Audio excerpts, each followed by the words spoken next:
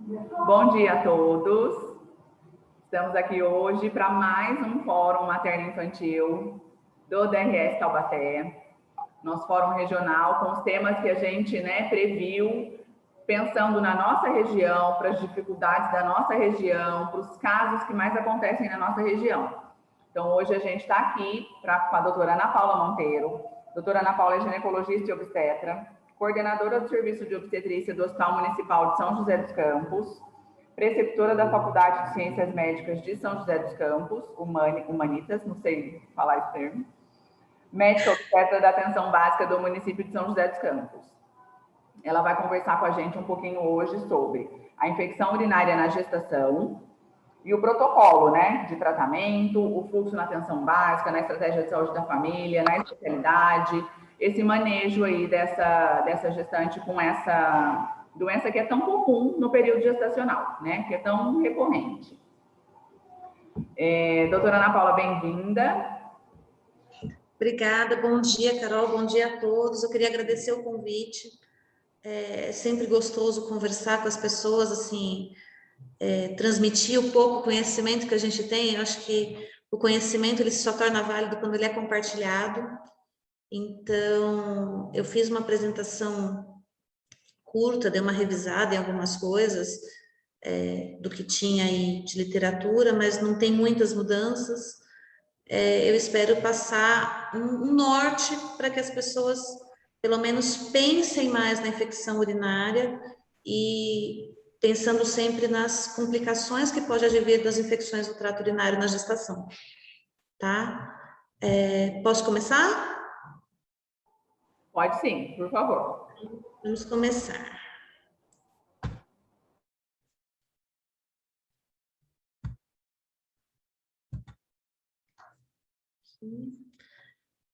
Então, quando eu começo a pensar em infecções do trato urinário da gestação, primeiro vamos dar uma conceituada no que é isso. Então, é a colonização, invasão e proliferação de agentes infecciosos em parte do sistema urinário. E como a Carol comentou, é muito frequente, até 15% das nossas gestantes vão ter algum episódio de infecção do trato urinário no correr da gestação. E a gente pode classificar essas infecções em baixas, e aí a gente vai dividir na bacteriúria sintomática e na cistite, ou altas, quando a gente tem um comprometimento sistêmico, que é a pielonefrite. E o que acontece que fica tão frequente assim da mulher ter uma infecção urinária durante a gestação? As próprias modificações do sistema urinário na gestação. Então, a ação dos hormônios, principalmente da progesterona e da prostaciclina, que faz um relaxamento de toda a musculatura lisa, e aí vai incluir toda a musculatura lisa do trato urinário. Com isso, eu vou ter uma hipotonia e uma hipomotilidade, levando à estase urinária durante a gestação. Além disso, existe uma elevação da bexiga com uma retificação do ângulo uretrovesical posterior, que também predispõe à estase urinária. E o rim, como a gestante fica hipervolêmica, tem um aumento de volemia, eu vou aumentar também a minha taxa de filtração glomerular, porque vai aumentar o fluxo no rim. E isso vai acontecer em torno de 30% a 50%. Com isso, vai aumentar o fluxo plasmático renal e vai aumentar a excreção urinária de glicose. Então, a gestante, mesmo sem ter diabetes, ela vai ter graus diferentes de glicosúria. E isso acaba virando o que é um meio de cultura para as bactérias. E ainda por cima tem uma diminuição do limiar do bicarbonato. E com isso tem uma alcalinização da urina. Então, a proteção que a gente tem da acidificação da urina, a gestante acaba perdendo. E a outra coisa é o útero. Conforme ele vai crescendo, ele fica levemente rodado à direita e ele faz uma compressão extrínseca nas vias urinárias, gerando também, colaborando com a estase urinária.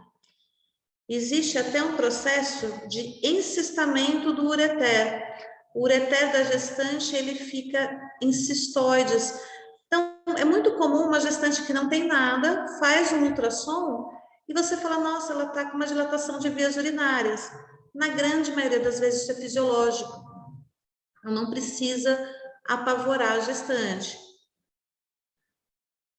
E os fatores de risco para aquelas grávidas, todas elas já têm mais risco e tem algumas que vão ter mais risco do que as outras. Então, a paciente que já conta para você que ela costuma ter infecções do trato urinário. Ou muito recente, logo antes da gestação. Pacientes que já têm alguma alteração anatômica, então ela te fala que ela tem alguma malformação do sistema urinário desde que ela descobriu na infância, ou você às vezes acaba descobrindo no correr da gestação ou durante a vida adulta dela. As pacientes que têm litíase renal, têm história de litíase, talvez sejam pacientes que a gente já tem que ficar mais atentas com essas mulheres. Paciente com histórico de refluxo vésico-ureteral, pacientes imunodeprimidas, e aí entra as nossas pacientes HIV positivas, ou que tomam alguma medicação imunossupressora, por exemplo, as pacientes lúpicas, as transplantadas, porque às vezes a gente pega a paciente transplantada com gestação, portadoras de bexiga neurogênica, que porventura engravidem, e as práticas sexuais, principalmente a falta de higiene ou aquela orientação que a gente fala, faz xixi antes e depois de ter relação, faz uma higienização dos órgãos genitais após ter relação. Muitas vezes elas não fazem, e isso também acaba sendo um fator de risco para infecção urinária. E os agentes etiológicos? O mais comum, 75%, é a Escherichia coli. É o mais comum deles. Mas a gente também tem outros, como o Proteus, a Klebsiella, a Pseudomonas. E a gente tem que ficar atenta com um deles, que é o Streptococcus agalactiae. Quando a paciente apresenta uma infecção urinária por Streptococcus, eu considero essa mulher como colonizada. E aí eu já tenho que lembrar o quê? Que lá na frente, no trabalho de parto e no parto, ela vai ter que fazer profilaxia com Streptococcus. Então, se eu tenho um protocolo de rastreamento de Streptococcus, nessa paciente eu já nem preciso rastrear, ela já é colonizada. Então, essa gestante, lá para frente, no trabalho de parto e parto, ela deverá receber a profilaxia para o Streptococcus. E quais são as complicações que as infecções urinárias podem trazer? Um trabalho de parto prematuro e, consequentemente, uma prematuridade. Com isso, recém-nascido de baixo peso, pode acontecer ruptura prematura de membranas, coriamnioniite, sepse, anemia, pré-eclâmpsia e até insuficiência renal. Eu vou detalhar mais um pouquinho mais para frente. Então, por que acontecem essas complicações? Existe um questionamento se mesmo as infecções mais baixas poderiam causar isso. Nas altas, a gente tem certeza, mas o que se parece é que sim. Mesmo nas baixas, eu já tenho essa alteração.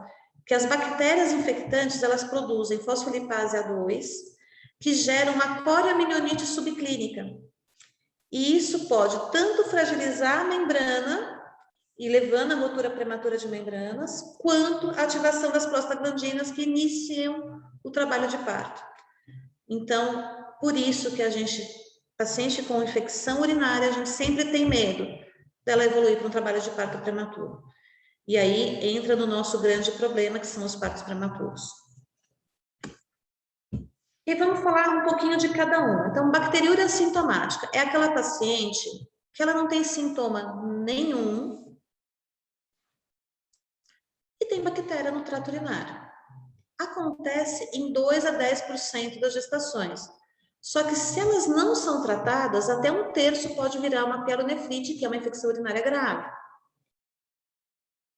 Exatamente por também ter associação com parto prematuro e baixo peso ao nascer, pode levar à anemia, geralmente é por uma hemólise causada pelas endotoxinas das bactérias, e a pré-eclâmpsia por uma lesão renal mesmo, alteração local do rim. E como que a gente faz esse diagnóstico se a paciente não tem queixa nenhuma? é com a nossa urocultura na primeira consulta de pré-natal. Por isso a importância de logo no início do pré-natal fazer essa urocultura e, se foi tudo bem durante a gestação, também repetir no início do terceiro trimestre, para a gente ter certeza se essa paciente tem uma bacteriúria assintomática ou não. E aí o diagnóstico é mais de 100 mil unidades formadoras de colônia em urina de jato médio em gestante assintomático. Por conceito, se fala que tem que ter 2 exames desses alterados. Porém, para a gestante, tem se considerado apenas um já como positivo, até pela dificuldade da gestante fazer o exame, depois voltar, pegar o resultado, e pelo risco que tem na gestação, na maioria dos protocolos que eu li, se trata com um só, e realmente a gente tem feito isso. Pegou um exame alterado, a gente já trata como bacteriúria assintomática. Ou aquela paciente que faz cateterismo, apenas 100 unidades formadoras de colônia. E aí tem aquele questionamento, o que eu faço quando dá menos de 100 mil? Ou seja, tem bactéria, mas não chega a 100 mil. Então, 2 opções, ou você repete o exame, e tem alguns serviços que falam que se tiver abaixo, acima de 20 mil, mas abaixo de 100 mil, você tratar pelo risco de desenvolver uma pielonefrite, mas isso não é uma conduta padrão, tá? Então, urina 1 me ajuda? Não muito, por quê? 1/5 das pacientes tem exame de urina absolutamente normal. O teste do nitrito, ele tem uma baixa sensibilidade, uma baixa especificidade. Então, o que vai resolver para a gente mesmo no pré-natal vai ser a urocultura. E como que eu trato? Quando eu vou escolher um antibiótico, eu tenho que pensar no quê? Se ele pega as bactérias mais comuns que a gente tem, no caso, as gram-negativas, principalmente a E. coli, se ele é seguro para uso na gestação. Então, todo medicamento que eu for dar, eu tenho que ver se ele é seguro. E a gente sempre vai se basear naquela classificação do FDA, do Food and Drug Administration, nos Estados Unidos, que classifica em A, B, C, D ou X. O A e B são medicamentos seguros para uso na gestação, tanto para a mãe quanto para o bebê. E aí, o que nós temos de opções? A gente tem a fosfomicina drumetamol, que o nome comercial é o Monuril, eu não sei se já lançaram outro, por isso que eu acabei colocando, que ele é muito útil porque ele é muito prático, porque é uma dose única. Então, você garante que aquela gestante faz o tratamento de modo adequado. Os demais, aí vamos destacar nitrofurantoína, cefalexina, até mesmo a amoxicilina e ampicilina, nas dosagens que a gente tem aqui, vão ser feitos de 5 a 7 dias. Então, nem sempre a gente sabe que a gestante ela tem muita dificuldade com medicações de uso mais prolongado. Nós mesmos temos, imagina as gestantes. Então, dá preferência para alguns esquemas de 12 horas, ou esse esquema de dose única. Aqui em São José, já há alguns anos, a fosfomicina já está disponível na rede básica, tá? Então, chega paciente na UBS com diagnóstico de bacteriúria assintomática, é disponibilizada a fosfomicina. Então, a gente já tem feito esse trabalho de tratamento das bacteriúrias há um bom tempo, e eu acho que isso dá resultado, porque realmente elas fazem o tratamento, elas não acreditam muito que aquele pozinho, dose única, vai resolver, porque é um pozinho que você dilui em água, mas a gente tem tido bons resultados, sim, com o tratamento com fosfomicina. Eventualmente, como na urocultura faz também o antibiograma, eu vou deparar com bactérias resistentes a todos os antibióticos permitidos por uma gestante. E aí eu vou ter que pesar quais outros antibióticos eu poderia usar. Então, aqui eu tenho alguns exemplos da gentamicina, do sulfametoxazol trimetoprino, nosso antigo conhecido, que é o Bactrim, as quinolonas e até mesmo o cloranfenicol. Qual que é o problema? São os efeitos adversos que pode vir desses medicamentos. Então, gentamicina pode levar a nefriotoxicidade para o feto, um sulfametoxazol, alterações em tubo neural, cardiovascular, trato urinário e fenda palatina no primeiro trimestre, e no terceiro trimestre, hemólise e até mesmo kernícteros, que é aquela hiperbilirubinemia do recém-nascido com convulsões. Então, no primeiro e no terceiro trimestre, eu não posso usar Bactrim de jeito nenhum. No segundo trimestre, se você não tiver nenhuma outra opção, você poderia usar, tá?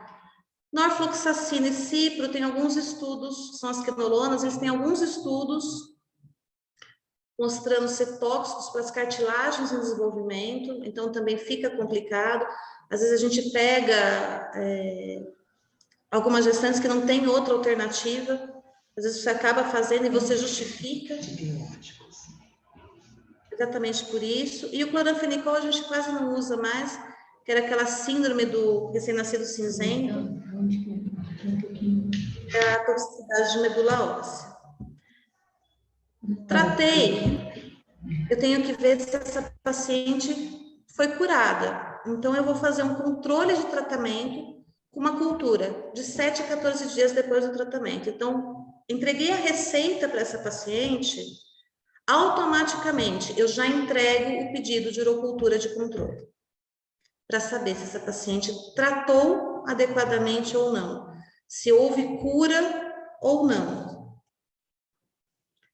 Porque se não houve cura, então aquela paciente que apresenta mais de 2 episódios de bacteriúria sintomática, ou cistite, ou qualquer outra infecção, ou que tem história prévia de infecção recorrente, ou que teve uma pielonefrite, ou uma infecção baixa mais complicada com febre, não necessariamente uma pielonefrite, ou essa paciente tem litíase renal, aqueles fatores de risco que eu falei lá no começo, eu vou ter que começar a pensar em prevenir a recorrência. E como que eu vou prevenir essa recorrência?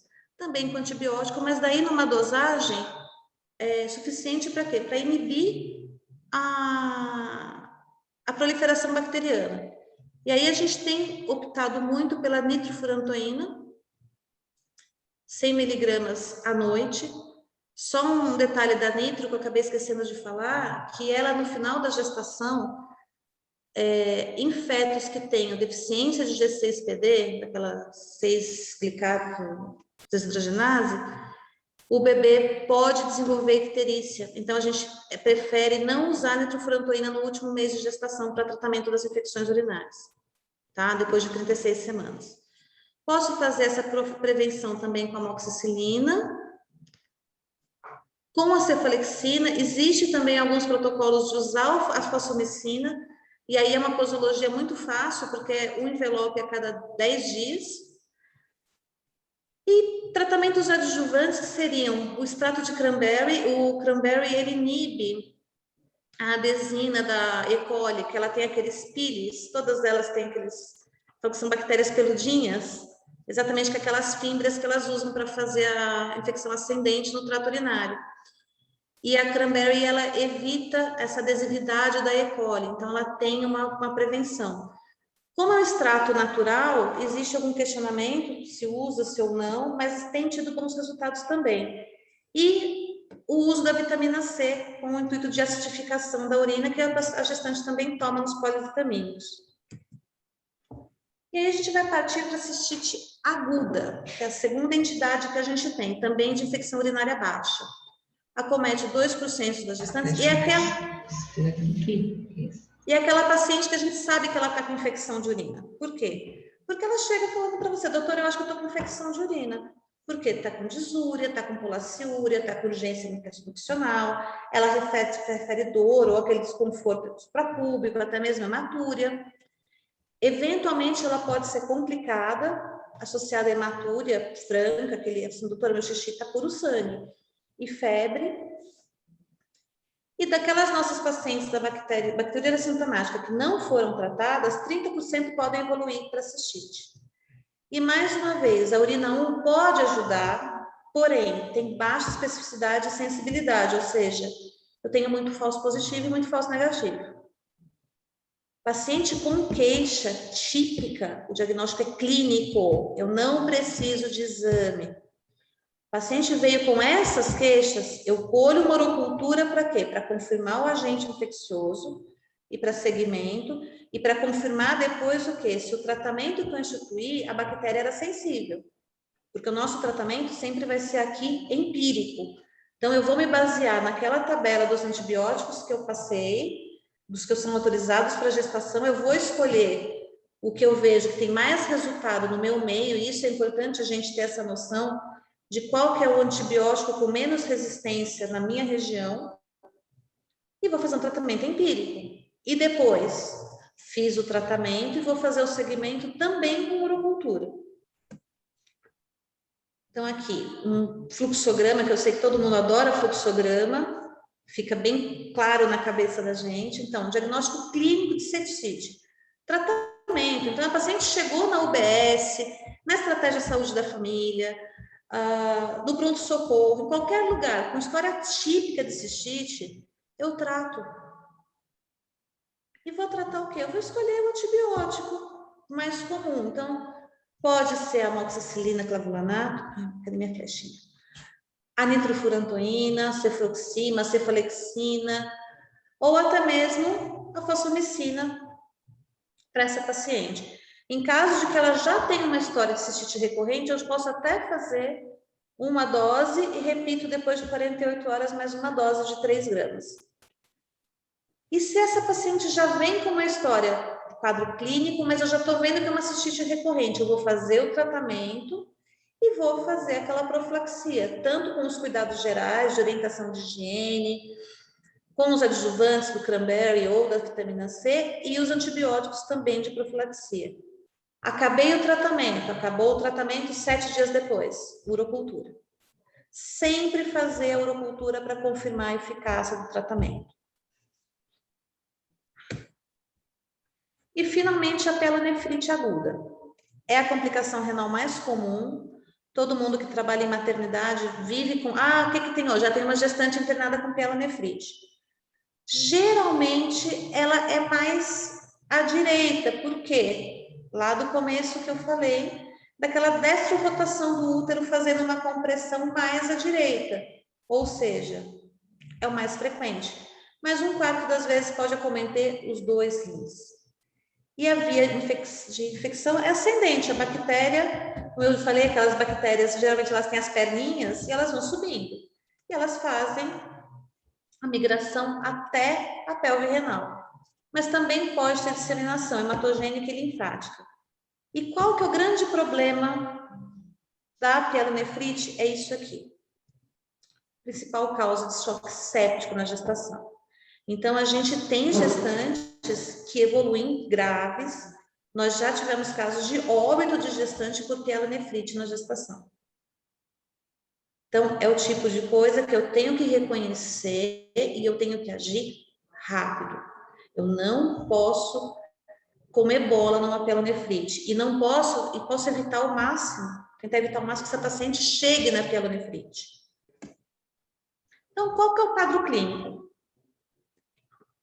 40% vai ter pielonefrite e sintomas de infecção urinária baixa, ou seja, 60% não acha que ela vai ter disúria, colaciúria, porque ela não vai ter. Então, a queixa dela vai ser dor lombar, um desconforto costo-vertebral, então um desconforto mais alto, graus variáveis de acometimento geral. Então, é aquela paciente que às vezes uma pode chegar muito bem e a outra já pode chegar no regular estado geral. Febre, que pode ser desde uma febre muito alta, como até mesmo hipotermia. Lembra que são gram-negativo. Gram-negativo às vezes dá hipotermia. Calafrio, sudorese, náuseas e vômitos, taquicardia e, inclusive, evoluir para sepse e insuficiência respiratória. E no exame físico, além desses sinais clínicos gerais, o famoso sinal de Giordano, que é a punho-percussão dolorosa, ou seja, eu vou batendo na região dorsal da paciente, a hora que chega na região lombar, ela pula e volta porque dói. Eu falo assim, a hora que ela volta, vai no teto e volta, é porque realmente é um Giordano positivo.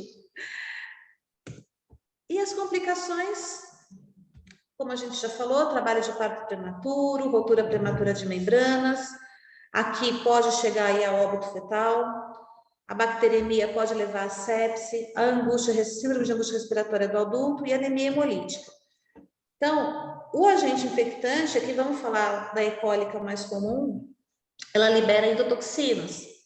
E isso acaba alterando a permeabilidade da membrana alveolo-capilar, levando a edema agudo de pulmão e insuficiência respiratória, numa taxa não tão rara, que é 2 a 8% das pacientes. Existe alteração da função renal em 25% das pacientes. E anemia por dano das endotoxinas nos lipossacarídeos da membrana das hemácias, em até 66% das pacientes. E aqui ainda tem mais um agravante, os exames. O exame de urina, até mesmo a urocultura, se a paciente tiver obstrução, tiver associação de obstrução renal, eu posso ter um exame de urina absolutamente normal, com urocultura negativa. Então, eu também tenho que ficar atento a isso. E a gente faz diagnóstico diferencial com o quê? Com a própria coriamnionite, porque a paciente pode ter uma queda do estado geral, ter uma dor abdominal, com pneumonias, tanto típicas quanto atípicas, por esse desconforto mais alto, costovertebral, e apendicite, principalmente nas fases finais da gestação, porque o apêndice, conforme o útero cresce, ele desloca o apêndice para onde? Para cima e para o lado. Então, pode ficar mais próximo da loja renal e você confundir uma pielonefrite com uma apendicite. Uma apendicite com uma pielonefrite. E o que a gente vai fazer? Suspeitei de pielonefrite, então chegou uma paciente na UBS ou no pronto-socorro que está com estado geral irregular, com comprometimento, tinha uma história aí de uma bacteriúria assintomática, não bobeia, interna o paciente. Vou internar, vou pedir os exames de urina, de urocultura, com antibiograma, hemograma, hemocultura, lactato, que daí já entra nos critérios de sepse na gestação, gasometria, creatinina, sódio, potássio. Vou solicitar um ultrassom para ver se não tem nenhum grau de obstrução, lembrando que uma hidronefrose leve pode acontecer. Vou entrar com hidratação e medicação para dor e antibiótico. E aqui a gente entra com o ceftriaxone. Eventualmente você tem que readequar esse antibiótico conforme o antibiograma, ou se não tiver, melhora clínica. E a gente mantém até completar 10 dias de tratamento. Então, a paciente tem alta, ela vai de alta, mas volta uma vez ao dia para receber 2 gramas de ceftriaxone até o 10º dia de tratamento. Essas pacientes que tiveram que ser internadas, o ideal é encaminhar para o pré-natal de alto risco, por quê? Risco aumentado de prematuridade, risco aumentado de recém-nascido de baixo peso. E fazer urocultura de controle 7 dias após o tratamento. E aí se questiona o quê? Após isso, urocultura mensal até o final da gestação.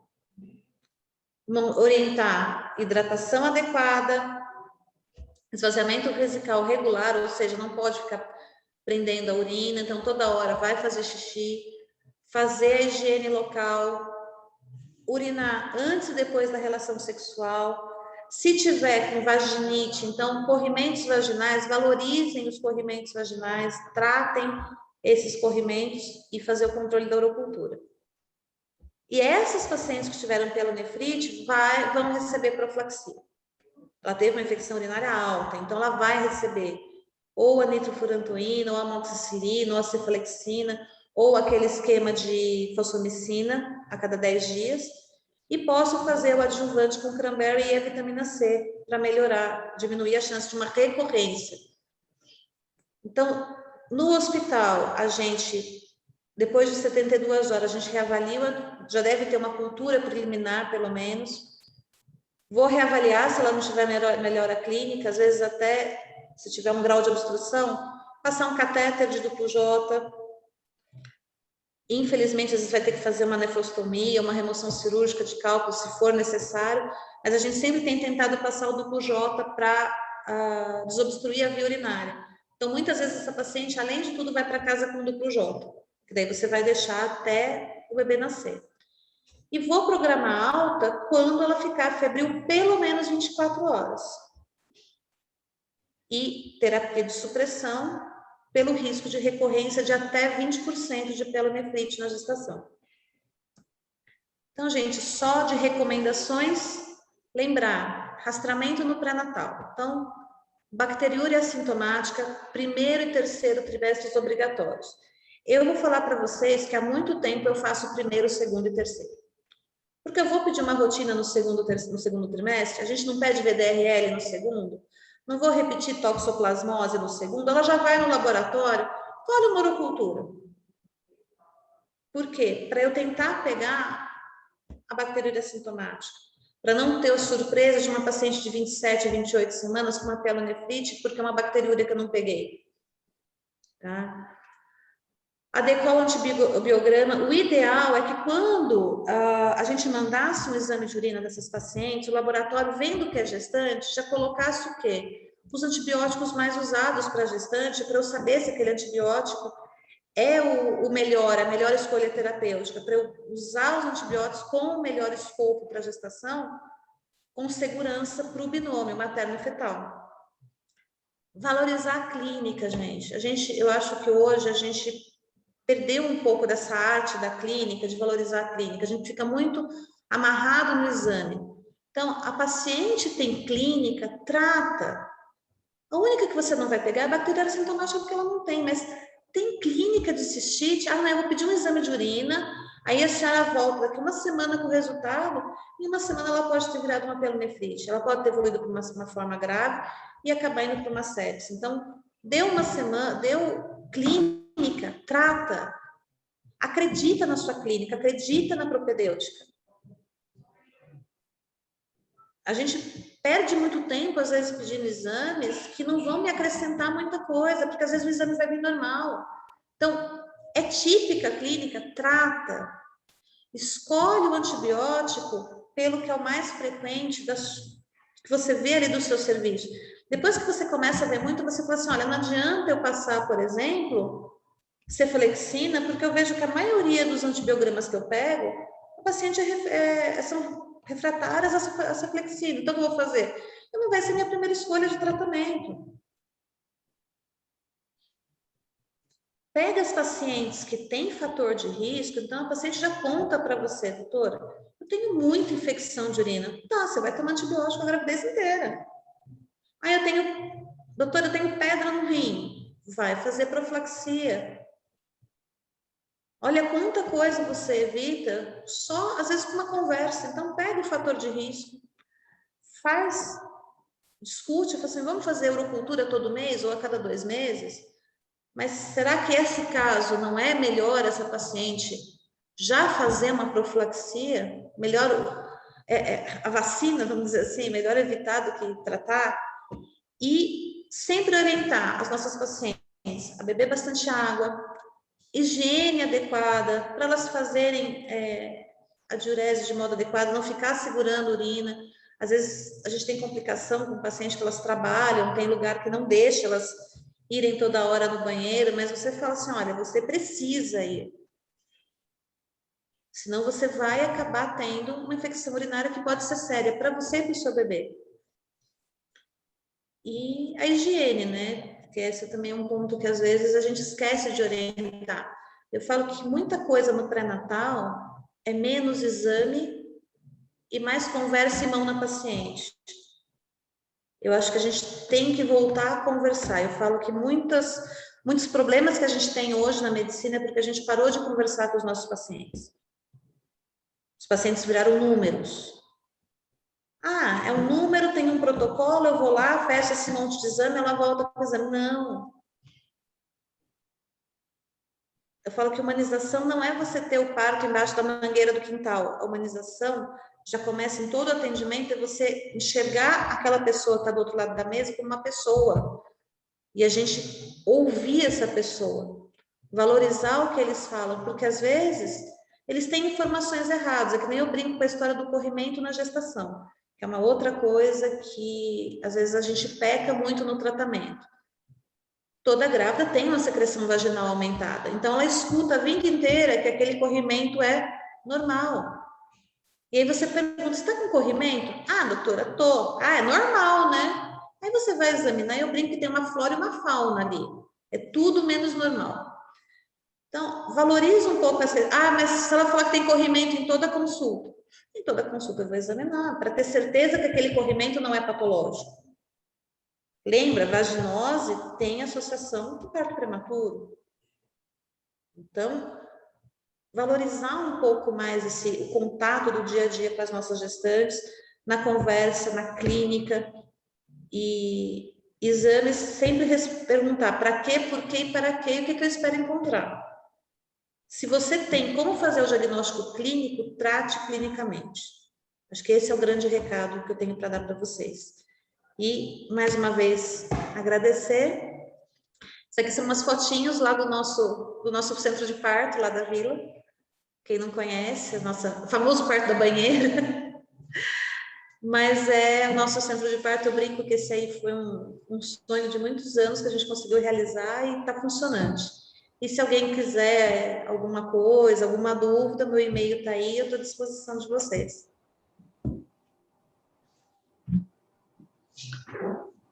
Doutora Ana Paula, muito obrigada. Nossa, muito didática, muito clara. Nossa, estou admirada com a sua aula, viu? Obrigada. Sua facilidade em falar, em passar todo esse manejo, toda essa riqueza de detalhes. Nossa, eu acho que a gente está com um conteúdo maravilhoso aqui para a gente divulgar. Ah, obrigada, Carol. Eu fiz com muito carinho, porque eu falei assim, eu vou fazer para deixar bonitinha. Ai, obrigada. Eu acho que é isso que a gente precisa, né? A gente precisa ter esse cuidado com os outros, porque a gente tem muitos profissionais que precisam dessa informação, né? Que faz falta e não conseguem estar aqui nesse momento. Então a gente coloca agora esse vídeo no YouTube e divulga para todo mundo poder assistir. Então foi excelente. Ah, obrigada, Carol. Obrigada a você. Alguém tem alguma coisa que quer perguntar? Será? Renato, vamos abrir para conversar? A senhora interrompe aí só o compartilhamento dela, para a gente ver todo mundo. Pronto.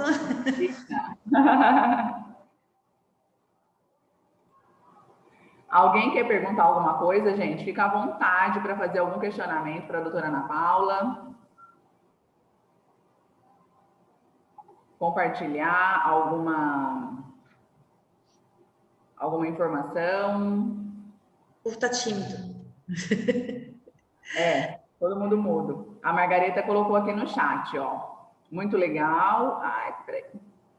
Muito legal essa lembrança sobre priorizar os sintomas e humanizar o atendimento. Muito obrigada. O GV33, a Eliana, lá do subgrupo de Guará. Parabéns pela apresentação, tirou muitas dúvidas. Que bom. A Edna, sim, destaque da clínica. Ah lá, a Edna quer falar. Fala, Edna. Bom dia a todos. Eu sou articuladora da política de humanização, né? Mas eu achei a apresentação muito agradável, muito didática, como disse, né, a Carol. E assim, eu acho um destaque para mim que trabalho com as diretrizes da política de humanização é essa valorização apresentada, né, da clínica, né? Não só da clínica, mas também de poder ouvir aquela pessoa que está na frente, né? Valorizar o discurso do paciente, o conhecimento que ele tem e implicá-lo no tratamento. Eu estava aqui até pensando, lá na metade, em fazer uma pergunta se seria possível fazer aí alguma analogia alguma comparação com essas gestantes que têm esse tipo de abordagem, de escuta, de valorização e de informar o significado daquilo que ela está passando com o reconhecimento dela e o segmento do tratamento mais adequado. Não sei se existe essa possibilidade, né? Porque a impressão que eu tenho é que essas usuárias, essas gestantes, com esse tipo de informação, onde ela fica apropriada do tratamento, tenha significado, não é só uma prescrição, né? Não que a prescrição não seja importante, mas a clínica não é prescritiva, ela traz a gestante para participar.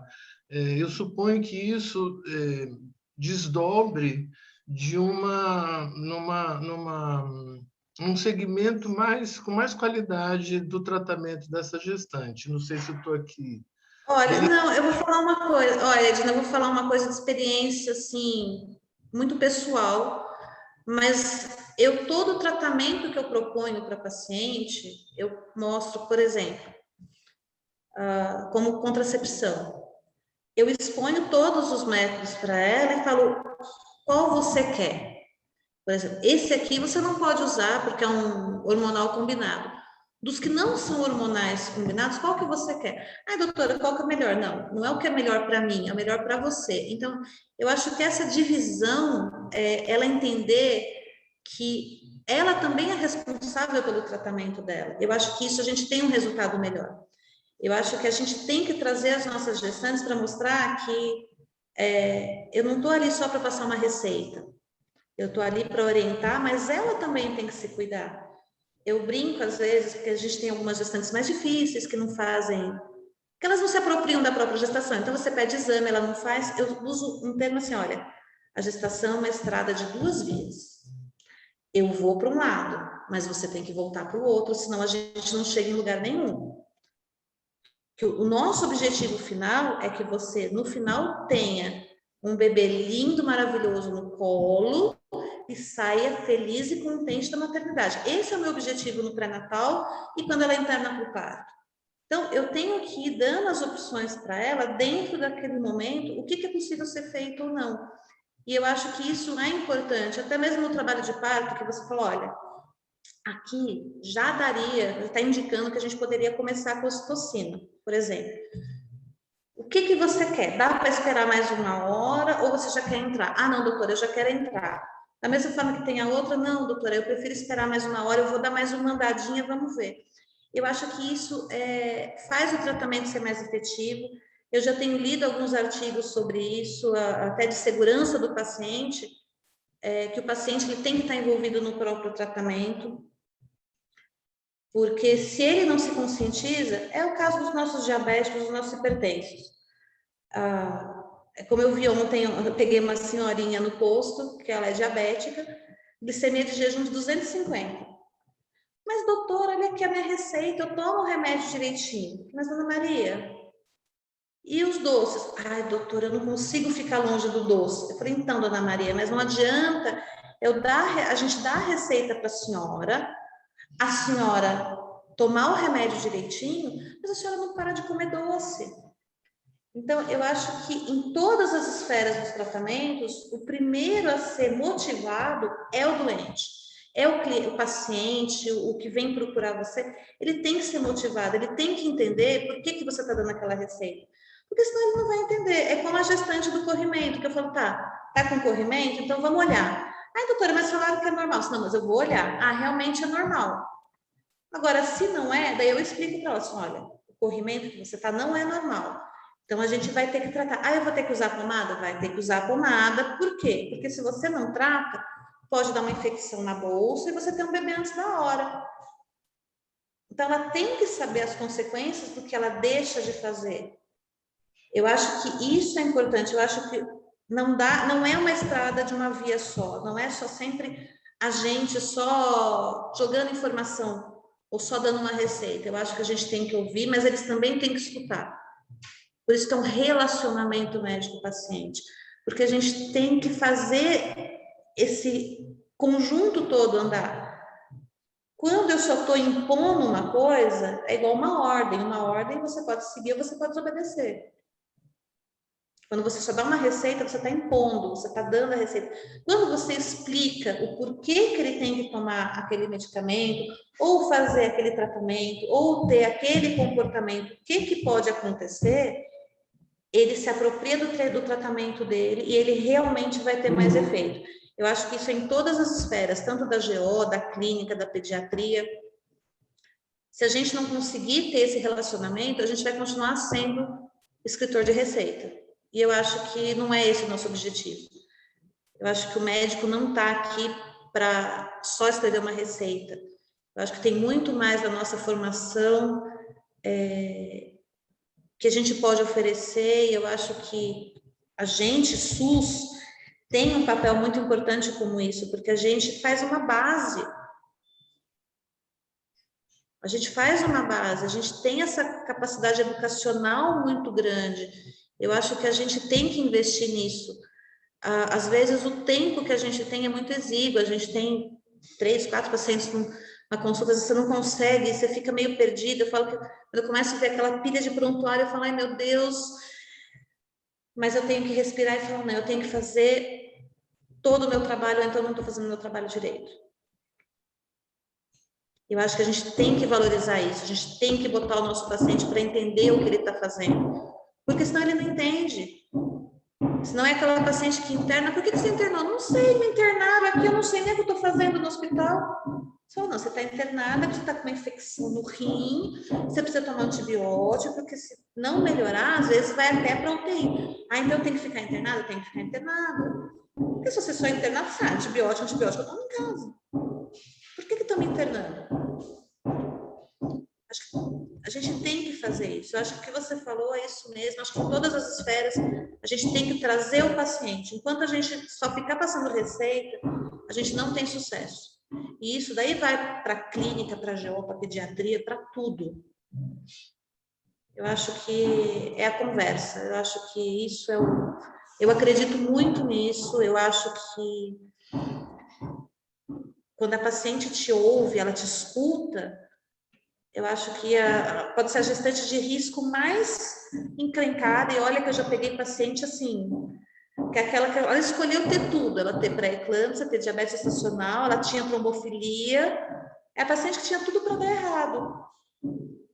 Mas eu falei, olha, primeira consulta de pré-natal, eu vou falar as coisas, eu vou te explicar. Mas quando eu falar para você fazer uma coisa, eu quero que você faça por conta disso, disso, disso. O seu lindo nenê de 9 meses, tudo bonitinho, foi tudo perfeito na gravidez e no parto.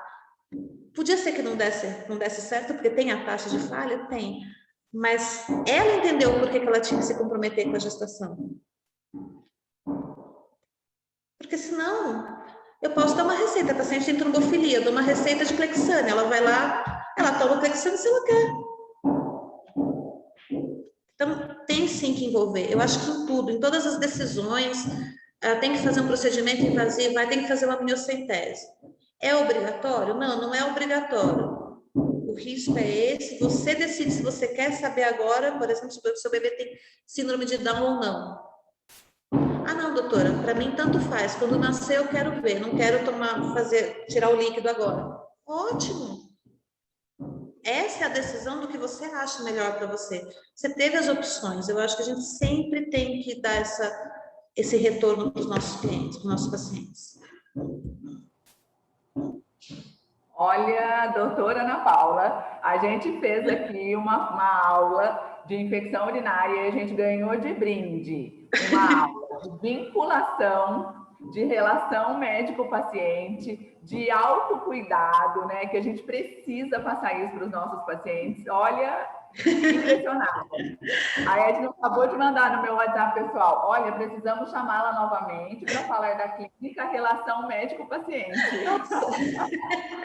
Mas isso aí, gente, é o que eu vejo no meu dia a dia. Eu acho que isso foi construído, não foi de agora. O que eu tento passar é isso para as outras pessoas, porque esse ano eu completo 24 anos de formada. Mas, então, nesses 24 anos eu tive pessoas que me ajudaram muito, que me ensinaram isso também. Eu acho que o fato de eu estar no Alço há muito tempo, eu estou no Alço esse ano fazem 14 anos de Alço. Ano que vem eu debuto, ano que vem eu faço 15 anos. E no Alço a gente fala muito disso, do relacionamento médico-paciente. A gente tem algumas situações até de comunicação que a gente fala de crise do nascimento, que é a comunicação de situações difíceis, né? E eu falo que eu fui aprendendo muito com esses colegas, os colegas lá são o pessoal do Santa Marcelina, né, de São Paulo, e eu fui aprendendo muito, então eu falo que isso aqui foi uma construção também, uma reconstrução, é que nem eu brinco às vezes com os alunos agora, eu tento passar isso para eles estão começando nessa caminhada, mas eu falo que é uma reconstrução, porque quando eu aprendi a fazer parto era de um jeito, era aquela coisa meio militar, que o médico manda, o médico faz episiotomia para todo mundo, e eu tive que reaprender muita coisa. Então, eu falo que a gente tem que, na vida, a gente tem que ser assim, a gente se constrói, a gente desconstrói, constrói de novo e assim vai. A gente não pode ser aquele muro para o resto da vida, não. O muro, hoje eu quero ser uma mureta, hoje eu quero ser a muralha da China, e assim vai. Você vai construindo e com isso você só acaba ganhando. Então, não é uma coisa, é uma coisa que a gente tem que, é um trabalho de formiguinha, você tem que, cada dia, procurando ser 1% melhor do que você era no dia anterior. E é assim que a gente vai. Então, eu acho que isso é uma construção, eu acho que é um papo bom para roda de conversa. Vou fazer roda de conversa? Eu acho que esse é um papo ótimo. Você senta e fala assim, então, o que você acha disso? Vamos conversar.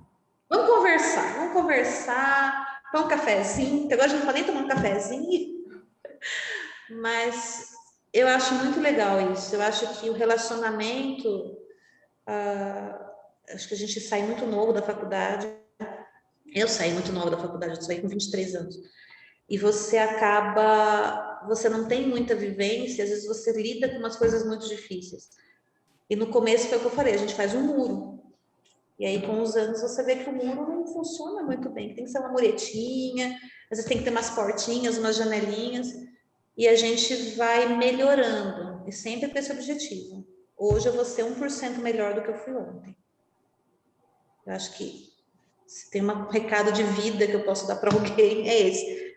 Você não precisa ser 100% melhor amanhã.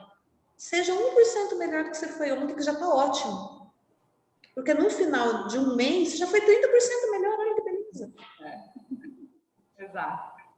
É isso. Tá bom? Ai, doutora, obrigada. Alguém quer fazer alguma pergunta? A doutora Celeste colocou aqui, muito bom e didático, apresentação leve, sem dificuldades para entendimento. Doutora Celeste aí do GV de São José. A Vanessa colocou muito bom. Então, realmente, só elogios. Então tá bom, muito obrigada. Eu agradeço mais uma vez pelo convite. Se vocês me convidarem, outro tema. Convidaremos, com certeza. Mais outra aula, tá bom? Agora eu preciso ir, tá? Mais uma vez, obrigada. E se precisar de alguma coisa, meu e-mail está à disposição. A Carol tem o meu contato do WhatsApp também. Se alguém quiser alguma coisa, tirar alguma dúvida de alguma coisa, eu estou à disposição. Só se apresenta. Porque às vezes eu tenho um tempo ali para ver quem que é. Tá bom? Muito obrigada, doutora. Obrigada, até mais. Tchau, tchau. Gente, alguém mais quer falar alguma coisa? Agora eu calo para sempre. Eu tenho limite aqui. Acho que não. Não? Então, gente, Carol, obrigada. Obrigada, doutora. Vou encerrar a gravação e eu já coloco no YouTube para a gente poder compartilhar essa aula de hoje o máximo possível com todo mundo que a gente conhece, todos os profissionais que a gente conhece em todos os nossos grupos. Obrigada. Então tá bom. Tchau. Até o próximo. Até a próxima.